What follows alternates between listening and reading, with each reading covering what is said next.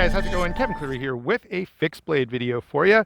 We are out in the woods, as you can see, and it's fall time. I've got to tell you, we've got a bit of a heat wave here, so I rode my bike out here. This is November, and it is, I don't know what it would be in Fahrenheit, but it's like 17, 18 degrees Celsius, which is incredible for November in Ontario. Just got to say, I'm really enjoying this for a couple of days. The only downside is I shot a deer, and keeping that thing cool has been a bit of a challenge. Anyway, let's go ahead and take a look at the knife I've got for you. This is the Lionsteel B35. And guys, this was a very highly recommended knife. A number of you, when I started talking about how much I was enjoying the Lionsteel M4, it was like everybody was like, Kevin, you're going to love the B35. And guess what? You weren't wrong. This is a great little knife. I've been using this, testing it, carrying it, and everywhere from the kitchen to out here in the forest, starting whatever the case may be. I've been able to spend a lot of time with this, which is really nice. And I've got to say, it's a great knife. So this is going to be a pretty positive review, as all of my Lionsteel reviews have been. I don't know, comment down below if there's a bad one. I'm not going to go out and buy every single Lionsteel fixed blade. It's just not feasible. But if there's a bad one that you want to warn me about, go ahead and comment down below. All the ones that I've tried, and I've had the T5, the M4, and now this B35 and the B41, all of them have been fantastic. I've absolutely enjoyed every one. The T5, you can reprofile the edge to make it just a little bit of a higher angle, but that's about it. They're all great knives, and so I've become a bit of a Lionsteel fanboy here. This one is probably it's got to be the smallest of all the ones that I have tried. I know it's not the smallest. They've got a couple of smaller ones available. Hold on, let me get two hands in here. So this guy is 8 inches overall. All right, the blade is going to be 3.5 inches. The handle is 4 7/16.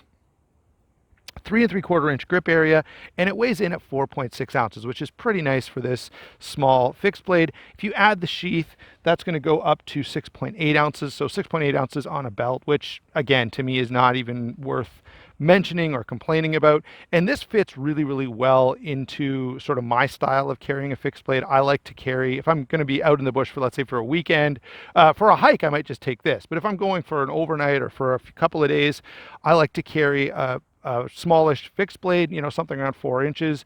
Then I'll also carry some kind of saw, either a silky saw or a bow saw, and then I'll carry an axe or a hatchet. And I kind of switch those up depending on what I think my needs are going to be. Anyway, this fits that kind of a system really well. It also is the right size and weight to work great as an EDC. And I think the leather sheath can be an advantage or a disadvantage. It's a disadvantage in that you have to wear a belt, and I don't normally wear one. It's an advantage in that people see a knife in this and they kind of think, well, this guy's a hunter or a farmer, or, it's not tactical, and it sort of tones down the response that people may have to you carrying a fixed blade on your belt, which I think is kind of nice. Anyway, let's get out of size and weight and philosophy of use and talk a little bit about this blade. So the blade here is Sleipner steel. You can see really nice satin grind there. The blade shape is sort of a drop point, but it does have a bit of a transition right here, so it's almost a drop clip point. Really nice job on the plunge grind and the sharpening choil there. Good and thin behind the edge. Now the blade stock is not super thin, but the overall grind is very nice and thin, and so this slices really well. And it makes this probably a little more suitable for, I don't know, if you're someone who may do some cut up some vegetables or make a stew or whatever with your outdoor fixed blade. This is good. It's not a kitchen knife thin, but it's very thin. You can definitely get a lot of slicing work done with this, and my wife has actually used it on me. I left it on the counter, and she's done lots of stuff for stir fries and stuff and commented, hey, this works really well. And I'm like, well, yeah, it probably should. I will admit, guys, confession time here, my kitchen knives are not very good, and I don't take nearly the kind of care of them that I should. So most of my kitchen knives are cheap and dull. So when my wife sees something like this, she picks it up and uses it because it's going to be considerably better than what I've got in the kitchen. I know, I should fix that. I'm a knife guy, whatever. So do I like this blade? Yes, I like this blade an awful lot. It's really nicely balanced. This is not the perfect situation, but you can see just by how thinly I can get these curly cues here that it's going to be pretty slicey. Remember that it's always a trade-off, okay? So if you go this route, you are limiting yourself a little bit in terms of how much you want to beat on this, but that doesn't mean you can't. So, by the way, this is shorter than I would say most people are going to need, but I had to cut these down to fit under the camera. Now I've got to find a spot where I can pound on this a little without knocking apart my whole setup here. So let's see, this should work. If the camera and everything starts to fall over, please give me a second to try and fix it. Okay, I'm gonna move out of the way here and do this on a little more stable surface. There. Now I can come back and I'm not gonna destroy everything. I can sort of tap this through. So can it baton? Yes. Would I want to baton anything much larger than this? Probably not, right? This is about where I'd want to stop. And obviously you're not going to normally be batoning something quite that short. I'm doing it just because it fits under the camera and allows me a little bit of room to work. And sure enough, my plan didn't work, so I still had to take it off camera to get the batoning done. That said, this blade is, I think, versatile enough, well, certainly erring on the side of let's make this a little slicier than say something like the M4. All right, coming back to this particular knife, rather than thinking about comparisons, we'll do some comparisons after, and I'll show you some of the different blade options and talk a little bit about how it compares. But this handle is really, really nice. Oh yeah, we've got a crown spine on this, which is great for, getting your thumb up there and doing some fine detailed work like you just saw me doing those little feather sticks. The handle is micarta, which I love. It's so grippy and it's not super duper hand filling. So that's about the only drawback. If you're used to, say a companion, if you're used to the M4, if you're used to some other outdoor fixed blades, LT Wrights for sure, this is not going to be as hand filling as some, but that slimness and smallness does make it a little easier to carry, and it's not so small that you can't get work done with it. This is still a comfortable and usable knife without a doubt. So it's not, it's comfortable, it's grippy, it's just not quite as hand filling as you would usually get in a true bushcraft knife, but this is really not a true bushcraft knife. It's more of an outdoor utility cutting tool. All right, so that's the handle. Of course, it's available in a bunch of different materials. I'm pretty sure there's G10, there's obviously this micarta, there's a couple of different types of wood, and most of those, by the way, I'll send you over to DLT Trading. I've got a link, I'll put it in the description box. DLT tends to have a really good availability of Lionsteels and pretty stinking good prices on Lionsteels. So that's where I'm going to send you for this. You won't get a discount code there, but in fact, when I checked around, you can get these cheaper than you could some places even using my discount code. So not a bad deal. Anyway, let's get back to our comments here about the handle. You can see it's full tang, Torx construction. One thing I missed when I talked about this previously, it wasn't in a full review, but I was talking about this, comparing it to something else, and I can't remember now. But let's zoom in. This pommel is 90 degrees. So you could strike a ferro rod or do some scraping with this. Right, you can see that'll actually scrape pretty darn well.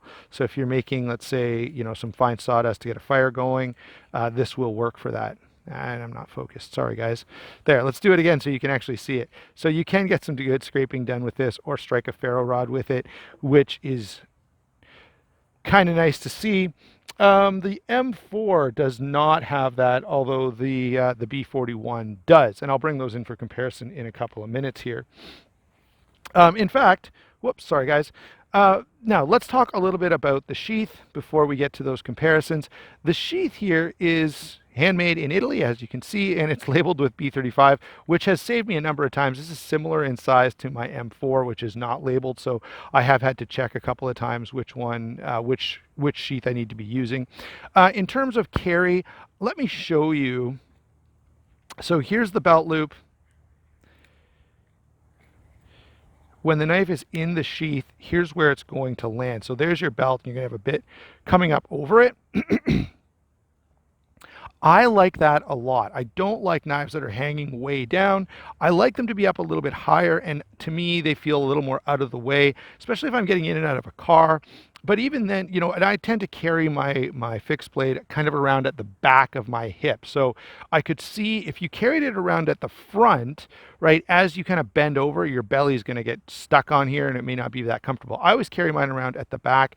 The only limitation to these is, of course, some of these Lionsteel knives I would like to be able to do scout carry or clip onto a belt, and that's going to require a different sheath. There are Kydex sheaths available for this, and a number of you, or a couple of you, have commented on previous videos and maybe even on Instagram where to get one. To me, it's not needed. I primarily carry this outdoors, and if I am going to use it as my EDC for the day, I just throw a belt on. Would it be nicer to have a Kydex sheath and that extra versatility? Yeah, it probably would. The other thing this is not going to be great for, of course, is like if you're going to carry this on a duty vest or something like that, where you want molly webbing, or even on a pack with molly webbing. Not really set up for that with this sheath. You'd have to go look for something in Kydex. Now, having said that, this sheath is beautiful, and I like the fact that with these leather sheaths, it tends to sort of soften the impact, if you will. When someone sees you're carrying a fixed blade, if it's in sort of a tactical looking Kydex sheath, that can be a little off-putting, but something like this is kind of, you know, outdoor hunter, fisherman type of sheath and is not going to bother people to the same degree. So do I like the sheath? Yes. The only thing I would say about this sheath is if I was going to try and EDC this, let's say every single day, this was going to be my one and only go-to knife, which I think this would work as, but I would probably be looking on the aftermarket to find a Kydex sheath for it in that particular case. There we go. Sorry, there's a bit of a slope there, and the knife wants to roll down on me all the time. For comparisons, let's go ahead and get into a couple of comparisons. The main one, and the one that I've done a full video on, is going to be the Lionsteel M4. All right, very similar size. The M4 is just a little bit more heavily built. All right, not a ton, okay? It's just a little bit thicker in the grind, a little bit thicker in the handle.